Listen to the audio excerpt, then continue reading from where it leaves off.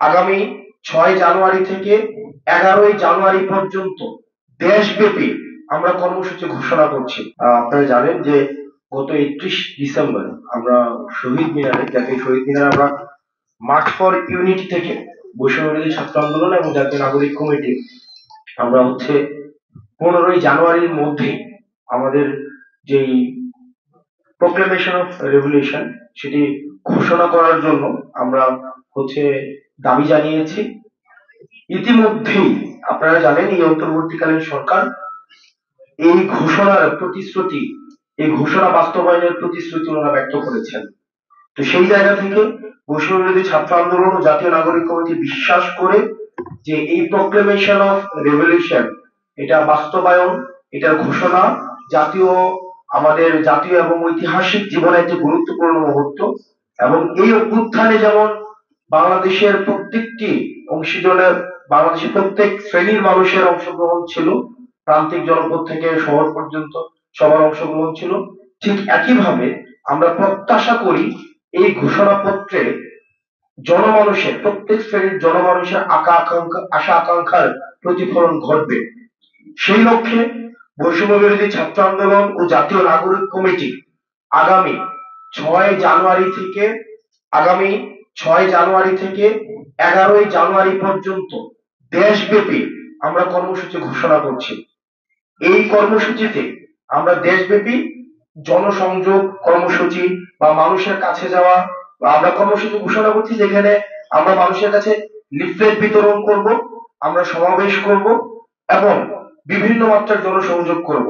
কারণ এই proclamation of রেভলিউশনে আশা আকাঙ্ক্ষা, মানুষের যে আশা আকাঙ্ক্ষা রয়েছে সেটি কি বিষয়ে, তারা কি দেখতে চায় এই প্রোক্লেমেশনে, সেটির প্রতিফলনের জন্য আমরা মানুষের কাছে, আমরা আমাদের জায়গা থেকে ছুটে যেতে চাই।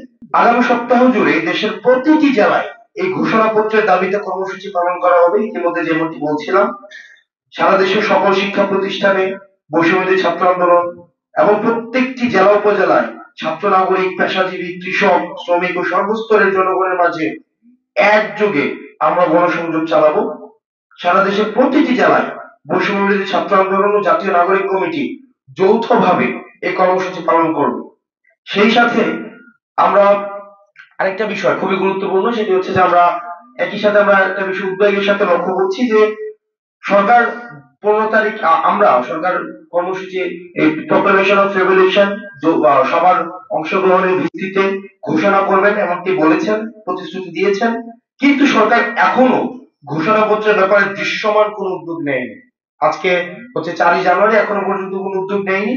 গণঅভ্যুত্থানের সাথে জড়িত সকল অংশীজনের মতামত নিয়ে এই ঘোষণাপত্র তৈরি করা একটি জটিল ও গুরুত্বপূর্ণ বিষয়, এটা জটিল বিষয়।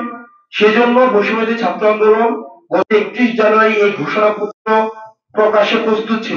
অন্তর্বর্তীকালীন সরকার যেহেতু নিজ উদ্যোগে এই দায়িত্ব নেয়, বৈষম্যবিরোধী ছাত্র আন্দোলন তার ঘোষণা করা থেকে বিরত থাকে। কিন্তু আমরা বিষয়ের সাথে লক্ষ্য করেছি 4 দিনে সরকার এখনো পর্যন্ত দৃশ্যমান কোনো পদক্ষেপ নেয়নি। তাই আমাদের আহ্বান থাকবে এই জাতীয় গুরুত্বপূর্ণ বিষয়টি সরকারকে তৎপর হওয়ার জন্য, এই জাতীয় গুরুত্বপূর্ণ বিষয়ে সরকার যেন তৎপর হয়, সেজন্য বৈষম্যবিরোধী ছাত্র আন্দোলন এবং জাতীয় নাগরিক কমিটি আমরা অন্তর্বর্তীকালীন সরকারকে আহ্বান জানাচ্ছি। এবং ঘোষণাপত্রের ব্যাপারে সরকার কার্যকরী উদ্যোগ গ্রহণ করলে এ ব্যাপারে আমরা আমাদের নিজেদের মতামত জানাতেও বৈষম্যবিরোধী ছাত্র আন্দোলন এবং জাতীয় নাগরিক কমিটি আমরা প্রস্তুত আছি।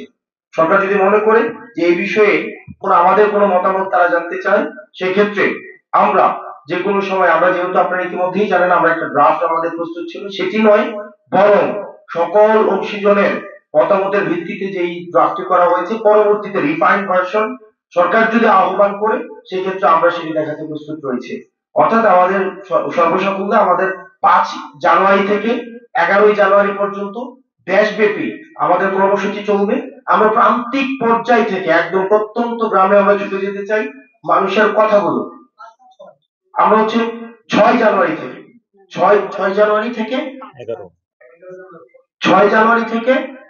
11 জানুয়ারি পর্যন্ত